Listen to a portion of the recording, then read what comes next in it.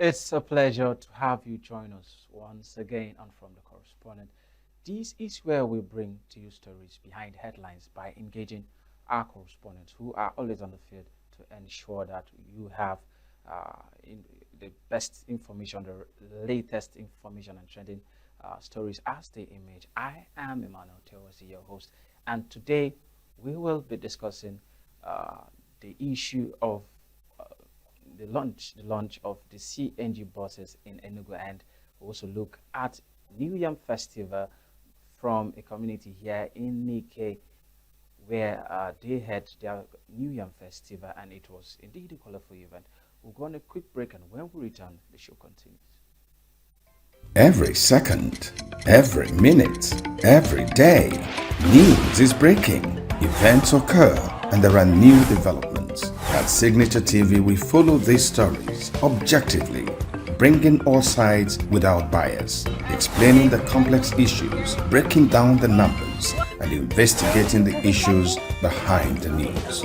Anywhere and everywhere, near or far, wherever the news is, we will be there. Signature TV. News in your pocket.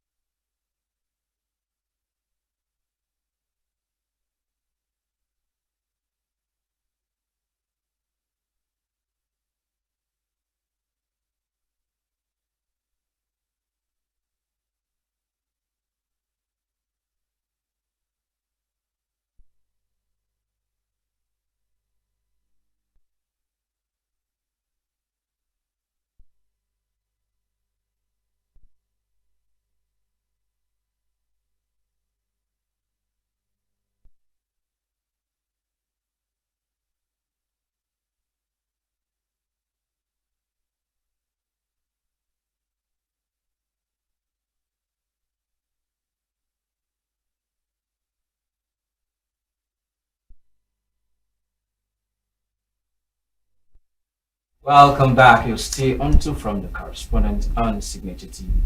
Today we are doing something different. Today I have with me in the studio two of my colleagues who are ladies. It's we've not had this combination before. We're trying to balance the gender. So with me in the studio is Chinemere Mikeguna, who will be talking to us on the launch of CNG buses and Enugu residents' reaction. Then I also have Ugonio Owalo, who monitored the beginning of the celebration of New Year Festival. You are both welcome. Thank you. All right, moving forward to our stories for today. A few weeks ago, Enugu State was in high spirit as the Enugu State Governor Peter Mba unveiled a transformative project in addition to the city's transport system and ultra-modern bus terminal across the metropolis and in Nsukka with the launch of over 100 CNG buses. Chinemere Mikebuna, who took to the streets to have the feel of commuters in Enugu, says some commuters hailed the project while some remained skeptical, drawing comparison with the past initiative. Let's take a look at our report before we get back to Chinemere. It's beginning to look like the dawn of a new era in Enugu's transport system. The streets of Enugu have taken the spotlight since Thursday, August 15, 2025, when Governor Peter Mba inaugurated the 5 state-of-the-art bus terminals alongside the rollout of luxurious CNG buses. From Holy Ghost to Ababa, Nsukka, Gariki, and other suburban routes, the buses now crisscross the city, offering a fresh experience for commuters.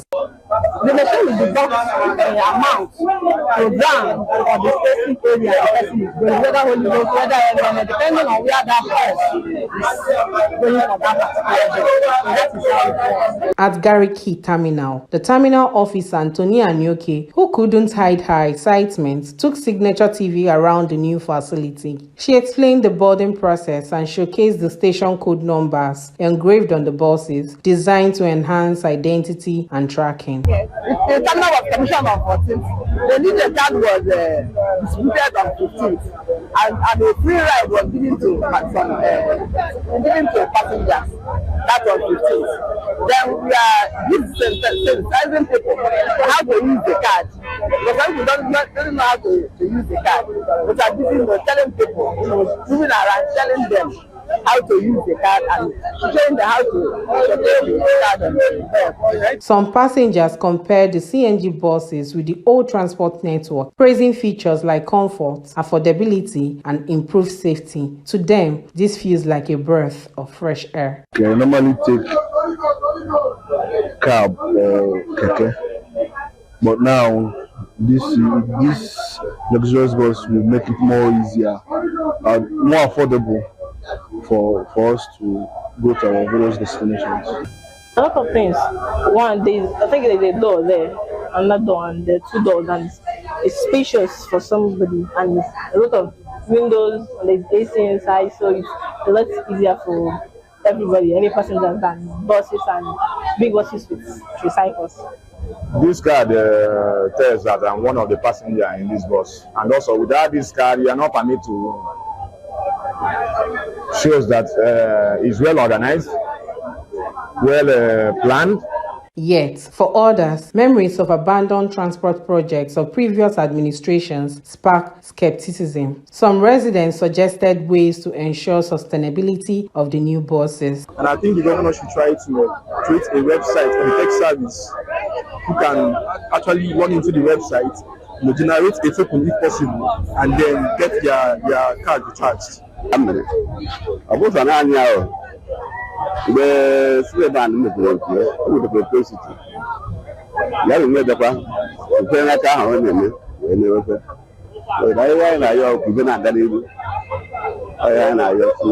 Other transport operators welcomed the new development, saying the new buses would not obstruct their business, but rather bring more order to the sector. Whoever is trying, but his own bus is not disturbing our own. You understand? Our own is moving well, his own is moving well. You understand? That's the almost the same thing. Everybody is doing their own business. Everything is moving fine. Man, I don't know why man, passengers I draw. Man, I thank God for everything. I know for quite a champion. I make a governor, it's 70. Governor Enugu'S. I promise you people smooth ride and safety. By the grace of God. Thank you, pilot. At Holy Ghost Terminal, the atmosphere was equally charged with activity as passengers queued in an orderly manner as buses loaded for Nsukka. A driver and some commuters shared their first-hand experiences of boarding the CNG buses, describing it as seamless and refreshing. So, and I answered them, I spoke to them. Then after the interview, then we do practical tests. Then after the practical test, they now selected me and give me this particular one. Because it's giving me enough balance. I cherish it. I love the facility, the AC, and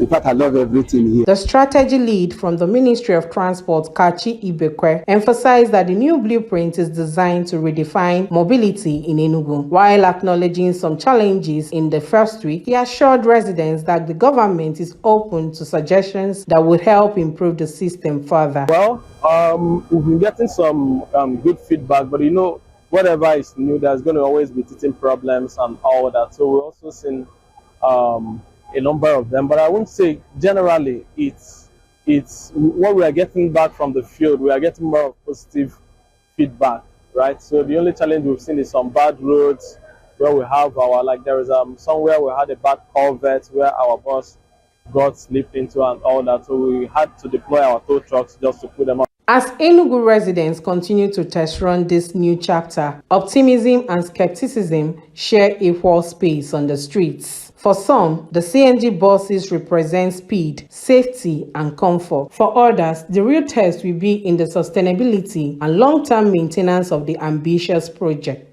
In Enugu, Chinemere Mikebunam, reporting for Signature TV News.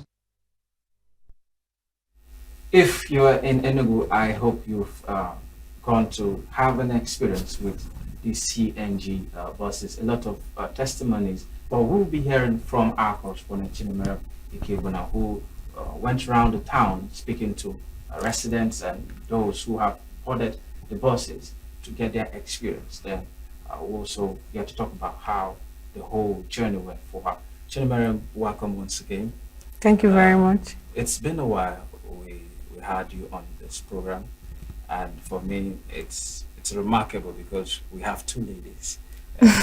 For some time now I've been having men, either Williams or the other person, Christopher, but today we are trying to balance, gender. So it's cool. So let's talk about CNG buses.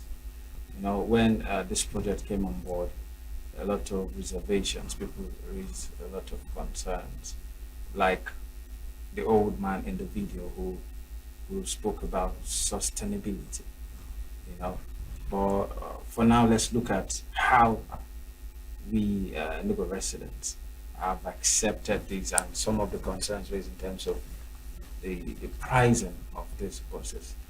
What did you gather out there when you embarked on this project? Okay, thank you very much. Apart from the video we just watched, I would also say that the invention of this CNG bus did not come as a huge surprise per se for the Enugu, because we've had something similar with this one governor that is always commonly or usually compared with what Peter Mba is doing for the Enugu citizens. I mean, Sullivan has done something like that too when he produced the Coal City bus. And that Coal City bus actually was the talk of the town then. I could remember I had entered and all that. But at some point, we also started having sustainability issues. Some of these Coal City buses, you will now see them hanging somewhere in the streets of Enugu. A whole lot was happening at that time. And up till now, we still have the Coal City bus. Yes, some of them, the present governor is trying to, refurbish them and also put them out there. What am I trying to say? It's the invention of this new one. It's not like it's a new thing for Enugu. So that is why most of us in the town, or rather most of the persons I talk to, appreciate the fact that something like this is existing, appreciate the affordability, the comfort they get with it. Some of the persons that I also spoke with are actually worried about the outcome of this. How are they going to sustain it? And unfortunately, when we got there, we already saw a bus that was kind of hanging somewhere, and they say, yes, when we got to Gariki, okay. Yes, I should be having this conversation with you because I remember we went together. So at this point, you're not just my uncle. We also visited. We went there together. So I could remember that one of these buses were hanging somewhere, and they were calling for persons from the ministry to come and take away the bus and all that. And I have also seen a video recently on Facebook where a bus was hanging somewhere in 9th Mile, Abi, 4 corner, thereabout. A very bad road. The Tomorrow Is Here bus was also hanging because of bad road. So why people are actually looking at the fact that these buses should be sustained and how it's not like the every normal bus is a CNG bus, right? We're also looking at the fact that we should have those facilities, the good roads, the bus stands, the good terminals and all whatnot. Some persons are also saying that with what is happening, we've not seen it's what we have available is not suitable enough to accommodate these new buses. You could attest to the fact that when we got to Gariki, we saw a whole lot of transport vehicles surrounding that terminal. So my question is, with the invention of this terminal, what about how do we accommodate the other commercial buses? I mean, they should be off the streets. You spoke to one of the representatives, and I know he would have told you a lot. Yes. Apart from what he said in that report. Yes. Like I said earlier, yes, he actually did. We, the Enugu citizens are like Oliver Twist, we keep demanding for more. Just like the invention of the CNG buses has come, we also want, we are looking forward to see how they can also do what they promised. Because when we spoke to the lead minister, the lead person from the ministry, he said that they also have that in mind, but just like this is a flagship, they're trying to know how it will work, and they're trying to know how to place their blueprints and, you know, checkmate this the transport system, and know how they can include these things. So this is more like almost a month, because the commissioning happened on the 14th of August. Yes, last month. So it's almost like a month, or heading to a month, and we are still looking forward to changes we have not seen yet. I was in a keke the other day, and somebody was saying they bought the transport terminal was just commissioned but has not started functioning. And I was trying to let the person know that it is functioning as we speak, because the person was of the opinion if those places are functioning per se, then we wouldn't be having this you know, roadblocks, you know, people loading keke. Most especially, our major problem in Enugu State is the tricycle people and the minibuses. They are actually turning Enugu State into a very, you know, yeah, it's actually a commercial state. Enugu is becoming the economic hub of the East. Yes, and a lot of people are coming in to invest in Enugu. So you may not want to rule that out as to why Enugu is becoming crowded, or has become definitely crowded. Then another thing I want to ask, you visited Gariki? Yes, I did. You also visited Holy Ghost? Yes, and Akbaba too. Okay, yes, fine. We try to balance the question. So you spoke to a lot of Enugu indeed, because just like what happened to the Coal City buses that we had, and with the launch of CNG buses, which don't use petrol and may not require much to maintain. Yeah. Most people complained about the pricing, even though to some extent they regard it as being fair.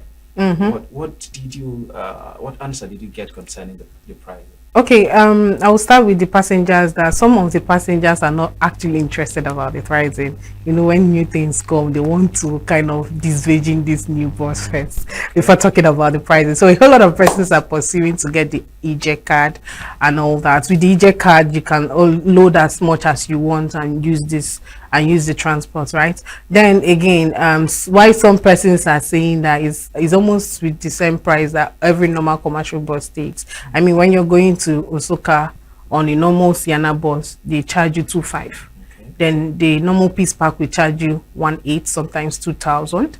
And when you're using our Tomorrow is Here bus, it's still charging you 2,200 from Old Park. From Ababa, it's charging 1,800. So you begin to wonder, it's almost the same bargain, right? But then again, you look at the features that this bus has. I'm talking about the air-conditioned car, the relaxation you feel. We also have a free Wi-Fi. Then the security too is a major issue. I mean, going from Osaka, I would want to use the Tomorrow is Here bus, knowing fully well that access is kind of very, very bad. So when something like insecurity, unforeseen circumstances happens on the road, it will be a major issue. I mean, Tomorrow is Here bus. Is the bus bulletproof? This one there's something with, you know, having this feeling that you are inside the government vehicle. So even when robbers want to rob, they want CNG to pass test before. I don't know if you understand. God forbid we experience such. Going to come into you also reside in Enugu. have you gone to have an experience with the CNG bus? Yes, sure. Okay, so what is your own review of their services from the boarding down to the pricing and all of that? The pricing is okay, considering the comfort. Okay. Because it's not like the normal buses that you do. Yeah, shift for me. Shift I for me. see, They will now. start, you have your own seat. Yeah. Your body fits in the seat. You don't have to share. Nobody is dragging you. Shift for me. Shift. You people are not shouting at each other. Something like everybody is. I love that bus. Immediately you are entering, it's like there's this spirit of coordination. Okay. You are respecting yourself. Okay. Like you're moving in American bus. Yes. You're not like you're not coming from a features. ghetto kind of. You're just moving quietly. So carefully sit. immediately you step into the bus, you become a Coordinated. Westerner. Yes. Yes. You be No. coordinated. Yes. All right. So on a serious note, I'm still concerned. CNG buses. You just need little to maintain or service, just to keep it going. And this is a government project. We're supposed to serve the people. Looking at the current economy, and I remember when they removed subsidy, the presidency said it was going to release buses, CNG buses, to cushion the effect. So now that we have a state government who have now invested in this project, I personally expect that this should be the price for this, the fare for this buses should be like 50% of what is obtainable outside. But yet again, we don't have that. Yeah, I think I understand. Let me come in here because I spoke to, like I said, I spoke to a lead, one of the lead persons from the ministry, and he said the issue why we are still not having that reduction per se, because left for me, going from Old Park to Gariki should be like 100 naira or even free at some point. Yes, but then again, he said it's because of the fact that most of the people they have are hired and they pay these people. They also do maintenance and all that. And when you get to a particular terminal, you see people that are in the ticketing section, you see people that are also in the maintenance section, a whole lot of them here and there, and all doing the all in the mission of, you know, getting this thing working, right? So those persons are going to be paid too. So when you look at the payments and all that, you get to find out that yes, they are doing business. So okay, well, Chinomere, from what I know, outside the terminal, the buses are parked, and that's where the boarding takes place. But we have not started seeing activities inside the terminal itself. Were you able to find out why the terminal is not functional yet? Okay, I actually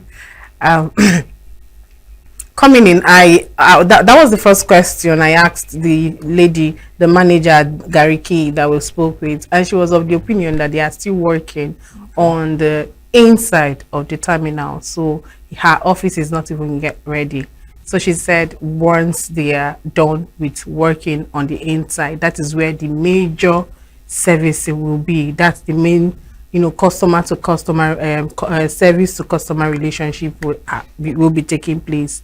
But for now, they are doing that outside because they were quick to commission because of reasons best known to the governor. But then again, it has not deterred the service they render. Well, you are pushing me. I'm trying to constrain myself. Talking about quick to commission, we had Presidential Hotel commissioned, and after that, we've not seen much activity around that. We've had that with ICC, which by the grace of God has been functional.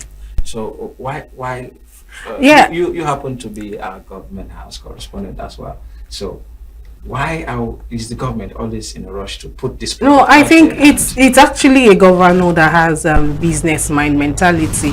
Yes, that I would say, because you know when you look at this commissioning, you know they are happening at strategic time. Okay. Do you get? So just like the commissioning of the presidential hotel, that also happened almost at a similar time with the commissioning of the bus terminal. And when the governor was actually commissioning the presidential hotel, he made a statement. He said that this hotel you will be serving a whole lot of people, both people that will be using the ICC center and people that will also be using the bus terminal. So they are all like an intertwine. And I think it's a strategic move. Like I said, we just had the NBA people come to Enugu, and that was a huge one. Yes, there was a release that Enugu State made almost 7 billion from just that coming. And don't you think that they actually enjoyed their stay with the transport system and what have you? You're beginning to sound like a chief press secretary for the government. So let me go to Ugone. We are in this period of New Yam Festival. I've heard about 2 or 3 communities organized or maybe done theirs. Talking about New Yam Festival, you were at Ibagwa Nike a few weeks ago to document for us how they celebrate their New Yam Festival. How did that journey go? All right, thank you very much. First of all, New Yam Festival is actually a symbolic activity in Igbo land, and it has a spiritual backing.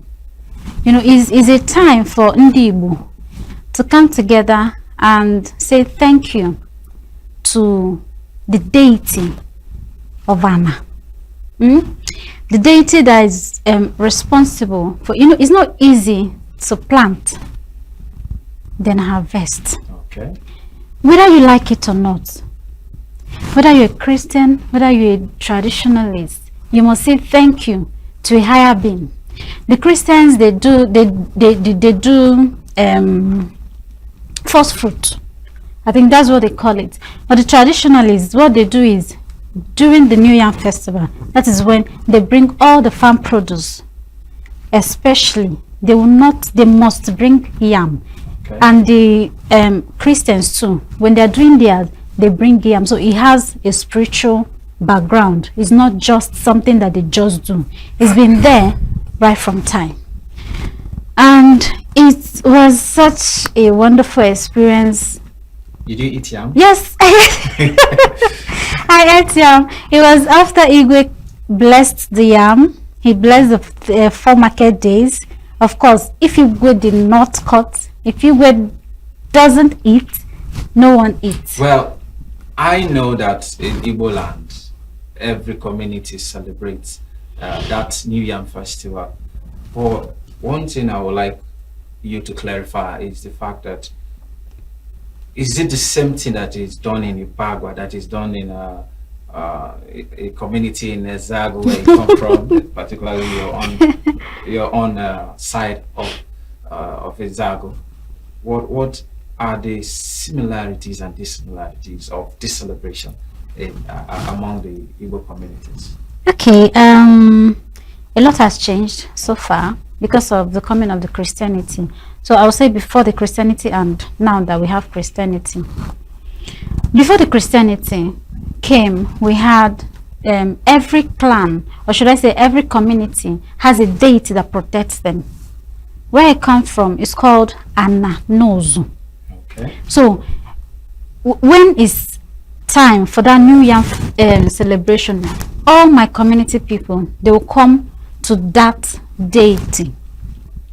Then, and every family will bring their own produce and present to the chief priest. And the chief priest will take and put in front of the shrine. The chief priest will not take everything. You will have some. I'm sorry to interject. You have to hold your thoughts. Let's look at this report on the New Year Festival in Ibagwa Nike community of the Enugu'S local government. Then we'll come back to the conversation. Stay with us.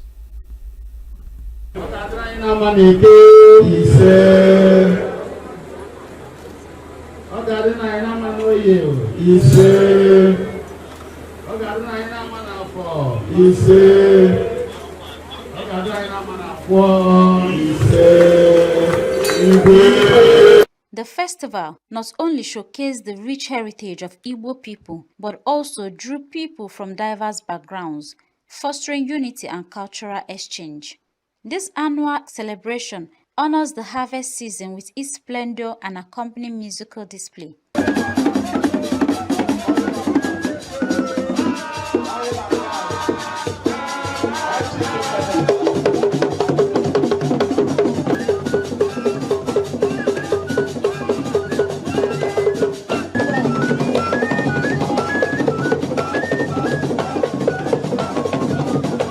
As the community comes together, the festival strengthens bonds, preserves cultural identity, and inspires a sense of pride and belonging.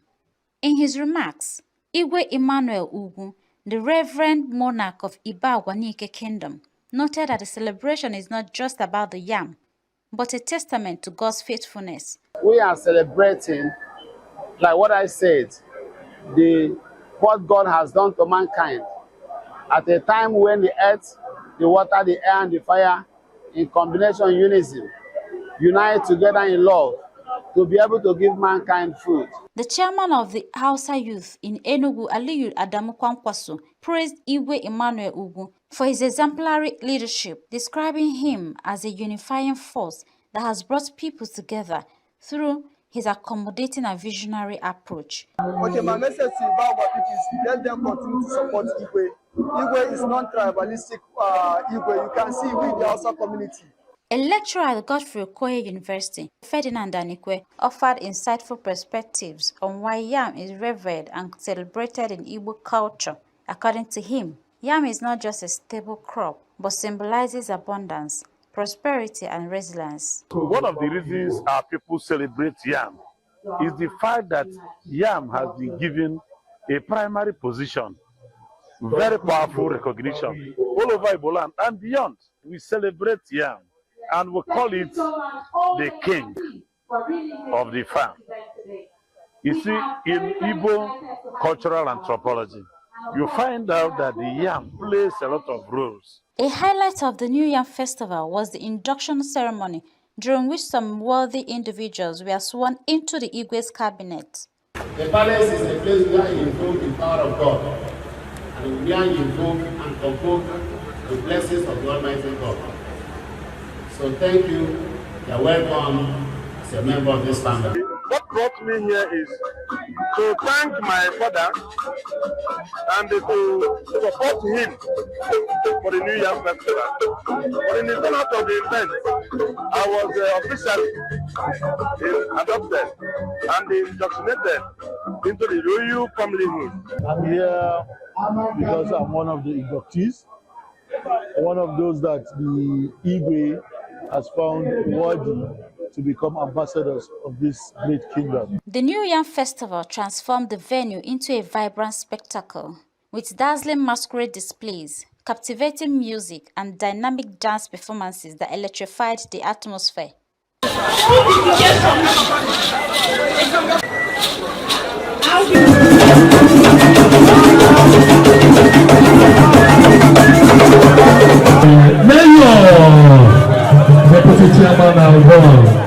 The Iba-Agwanike women were not left out as they took the center stage, proudly showcasing their farm produce and celebrating the season's harvest.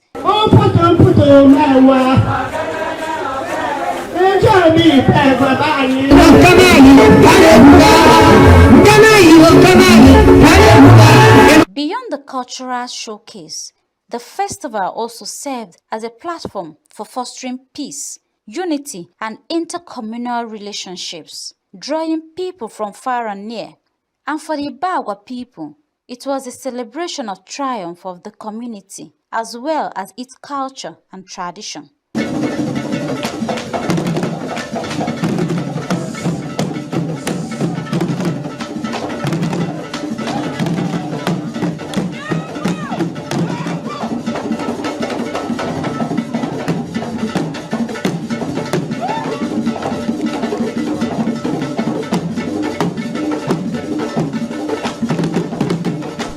Walo reporting for Signature Television. I was carried away by that wonderful, colorful display of culture Ugone, I believe you enjoyed yourself, and yet you didn't bring yam for me. So we'll talk about that after the program. Okay, going back to your experience. You went there, came back a bit late, back into the night. Can you just share your experience and how you ended up with this report? All right. The day we were going on our way to Ibagwa Kingdom, we got there early, but it didn't start early. Okay. And of course, I think they delayed so the dignitaries could come. I think that was why they had that delay. They didn't start early, and it was fun actually. We had masquerades, we had dancers. They were so friendly with the media. They even offered me a seat. They said, "Signature, come and sit down here and watch us dance." So they were so friendly. They wanted to talk. They wanted to teach me. They wanted to make me see the beauty in what they came for. The masquerades were so fantastic. They didn't beat me. Okay. They didn't even because I was we have cases where out of 10 we have 7 cases of masquerade harass someone also. I was going to ask. No, they didn't harass me. They didn't beat me. Even if they are coming, one of their followers will be like, Mama masquerade is coming. Everybody will just clear the road. Masquerade will go in, display, greet the Igwe, do shakara for everybody, dance and dance and dance, and it was like that. It was so fantastic. But coming home, we came back late. Okay. On our way, I noticed that almost the whole, not the whole, but some places, I think, age grade, some group of people, they were celebrating New Yam as well. So that day was a whole lot of Yam celebration, and we had hold up on the road. Igwe he's a friendly man. He made sure everybody, what do you want to eat? Go to the buffet, eat. Do you want drink? Trust me now. Let's not go there. Let's not go there. Continue your story, buddy. Come on, we ate our New Yam. You see why he came late actually. It's not because of the hold up. He was busy drinking, dining with Igwe Ibawa. That's fine. Continue your story. So it was the whole family. They are welcoming. Okay. The elders, if you ask them question about something you don't understand, like it's supposed to be a cultural thing, then why did I see a pastor? Okay. You get praying. Then he was like, the churches do that. They do New Yam Festival, but they, like I said, they call it first fruit. And in that their first fruit, you must see yam. Instead of local fowl, they get white chicken. Okay. These broilers, because they according to him, they want to lie to themselves that they are throwing away their culture, but somehow it's embedded in them. So they are carrying it. Modified. They are modified it. So no matter civilization. Yes. It dealt with us, as our well, culture. Well, it's a whole topic on its own. If we want to start discussing about the Christianity and how it has shaped our way of living, we wouldn't leave this place today. Just continue with the story. I'm more concerned with how you got back and how this report came out the next day early in the morning, despite coming back. Yeah, it wasn't an easy thing. You just have to do what you have to do.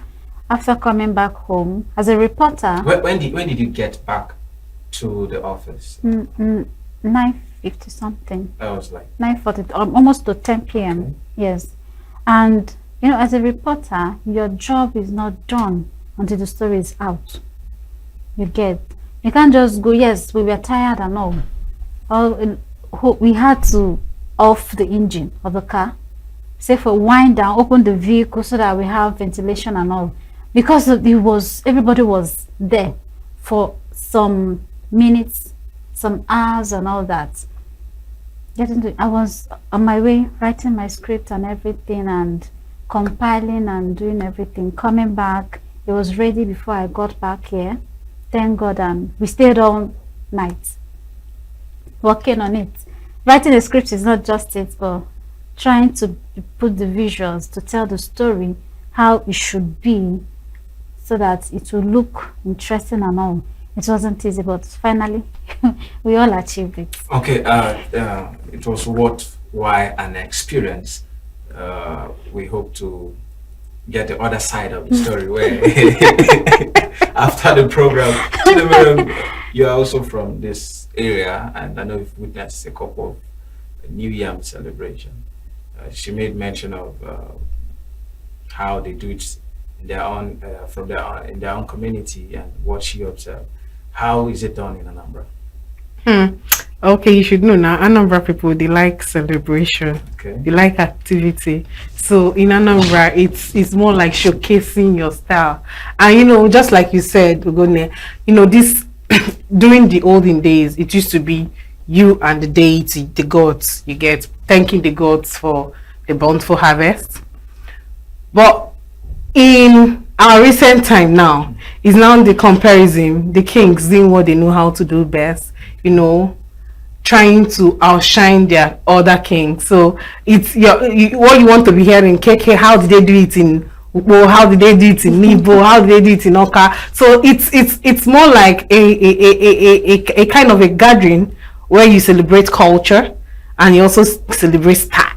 You get activities, style of these kings, you know, in their regalia, you know, and you also see them, you also see what they are made of in their wives, with their wives to get seated beside them, because their wife is more like a display of who they are too. So I think in Anambra, what I was seeing from the report also made sense, because I also attended one at Ogu. Okay. And it was, although the Igwe were just celebrating for the first time, but this one is more grander, like I mean the crowd and all that. So it made sense to we could compare this with what you would get in Anambra, but you know, a slight comparison, you know. Why is it that Anambra people are always, I don't want to say full of themselves, but they feel like they no, it's not full of themselves. You know, there's this event that I'll be attending by January. So I was talking to my friend and she said that, you know, that they were trying to talk to a decorator and all that to book ahead of January. I mean, this is happening August. And the decorator was like, I'm fully booked for January. Wow. So now, as at August, that she's fully booked for January. So you could understand activities that happen in Anambra, and you know, it's they want class. So maybe the decorator is someone that has the class, so everybody is already booking. So if you want to book something in Anambra and you're looking out for an event for January, Otilo, okay, you should look for February. Let's come back to CNG. It happened that I followed you to the field that day. And my boss that day, that I could not freestyle. But from your own point of view, how was it for you? You know, it was a whole lot of experience working with you, yes, in the field as my boss. Yes, although there was no fun, you did not provide edibles for us. Then again, you are owing us something, because we could not move with our chief and nothing to show for it. But that's like the way. But it was fun actually. I also kind of had a serious issue with trying to convince people to talk. I mean, it's very common in Enugu when you want to talk to a resource person and the person is telling you, I don't want to talk in camera, but you want to talk outside camera, but you don't want to talk on camera. It does not make sense. And I actually experienced that a lot. But you know, as a reporter, you should go beyond, you know, not just trying to convince them, but even kind to lobby them to talk on camera. So it's very common. There's this guy and the sister. At some point, they didn't want to talk. The biggie guy. I was even the one I was telling you must talk, or you're looking like somebody that I used to drive, that I used to go with cab, and now you're in CNG. So tell us why the change of choice and all that. So it's actually fun being a reporter. it's fun because yes, this report that you're seeing was actually my first time of entering the CNG. But I mean, if I was not a reporter, I would. Yeah. And at some point, they wanted to give us EJ card. It's because we had no time. We wanted to go to. If we had relaxed, of course, we would have gotten our EJ cards by now. And even if we go there, we have, because reporting makes you get contacts and all that. Because if we go there, if we go to Gariki tomorrow or Old Park or even Ababa, the woman will not, there will not be any, just like the one we went for during the INEC stuff. Yeah. And funny enough, we had to run our transfer and all that Sharp. easily. So it's always good to be a reporter. There are these opportunities that comes with it. That's just something I like. Okay. All right. Ugone, I'd like to have your final words as regards what you went out for and the reason for why you even do what you do in the first place. Because aside from this New Yam Festival you covered, I know you have gone out for several assignments, and most of the time it feels like, why did I even start in the first place? Have you been in that situation where, in a very tight situation where you feel like, let me just give up, let me just go home and not come back again? Do you have you had that kind of experience before? I have. Yeah. I've had that challenge, not once, not twice. When you go out and of course you're not expected to come back to your boss and tell your boss that you went out and came back empty. It's not easy to be a reporter. As a reporter, you actually somehow a teacher, and you have to beg and beg and beg. Some days they are easy, when a lot of people know you, and signature, hey, hello, coming. What? No protocols. You're just moving, everything done for you. But there are some stubborn ones. They will never ever. Going back to what the New Yam Festival, I would suggest that that first festival is our culture, is our history. Okay. When I went there, I was expecting to see children from outside coming to stay for the celebration, but I didn't. Mostly the children I saw were people in the village. You get, they are not children that traveled from Abuja. They're not children that traveled from Lagos. They're not children that traveled from US to come and see how this history, how these things are done. And removing history from the curriculum, I think, is trying to close or not tell us who truly we are. You get. So I think if they can bring it back, yes, there are some stories that we were told, we were not born then, but we believe it because they are history. Now, we believe it because they taught us. When you did not teach our generation, what will happen? So I believe we should just learn, okay, they have removed it, fine, but we should not remove it from our homes. Let's teach these children when we have them, like we don't have yet, but definitely we hope we'll have. But when that time comes, we should learn to teach them. This is it. This is the reason why we do New Yam Festival. This is the reason we only celebrate yam. We tell them the history. We tell them why it is like this and why it is like this. Let's teach them how to speak Igbo and know the Igbo culture and do them. Well, why you are talking, a story or report idea just drops in me. Don't give it to Gune. So Gune, you said something about the need to bring back history, and I was thinking this is a very good report idea. You can actually see how you can. Okay, boss. All right, so Chinemerem, coming back to you. I'm very careful when it comes to talking to you because you're more like the defender of the defenseless. The defenseless. I choose to go into when I don't know what you're talking about, please. She tried to speak as though she's the chief press secretary or the media agent. Now you know. I understand. No, I speak for the poor masses. Please, let's get it straight. It's so double. CNG buses, coal city buses, CNG we have now. How are we sure that the realities of coal city will not be that of CNG? Oh, all right, fine. We're actually going through a lot right now. I mean, the Enugu state government, they have actually done also one big 419. I mean, the Suji motors. So, if we can have people that will invest in the CNG buses without doing us 419 like what we are having, I think the CNG will be going a long way. I mean, the governor has actually set the pace with the invention of these bus terminals. When he was trying to destroy buildings and all that to build the bus terminals, people were criticizing him. I mean, how can you destroy? Let's not even go there, because we have a lot of concerns that people not being compensated and all of that. But just come back to this side so that we know.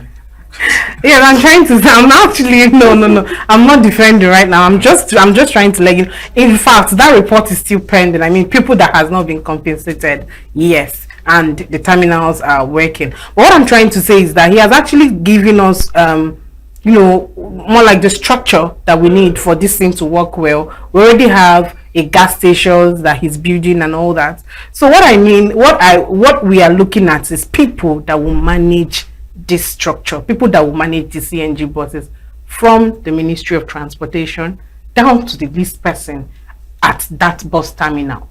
I mean, the ticketing and all that. If they could remove corruption and dedicate themselves with what, even the driver has a lot to do, because that bus needs to be maintained. Do you get? Because I have not seen a clean CNG bus, funny enough. It's always dusty since they brought it into Enugu up to now. I've not seen a clean CNG bus. I think they should also look at it. That will be a topic for another day because of time constraint. We'd like to wrap it up at this point on this segment of From the Correspondent. I've been in the studio with Chinemere Mikebuna, our correspondent, who is the brain behind the story on CNG buses. Then Okono Walu was in Ibagwa, Nike, to document for us the New Yam Festival that happened a few days ago. The 5% for tax of the 2025 Tax Act, which is set to take effect January 1st, 2026, imposes a surcharge on sales of petrol, diesel, and similar products to promote renewable energy and fund climate initiative. Then I ask again, which renewable energy can we tell the percentage of adoption of these renewables that the government now want to force down our throat? It is okay to go with the global trends, but it's also wise not to just copy line hook and sinker without considering the reality on ground, the economic challenges and what Nigeria is facing. This tax would not only burden low-income earners, but could also deepen the economic hardship without sufficient grid infrastructure and high cost of solar and CNG systems. Nigeria, the world's poverty capital, cannot afford a policy that ignores our economic realities. With over 40 to 50% of Nigerians lacking electricity and limited affordable renewables, what is the adverse effects of this large margin of poor people? Nigerians need to know that tax revenue, and to know how this tax revenue will fund renewables, boost economy, and also benefit ordinary Nigerians. Well, I will leave you to part with that, and this is where we draw the curtains on today's episode of From the Correspondent. Thank you so much for staying with us. I am Emmanuel until I come your way next week. Have a wonderful week ahead.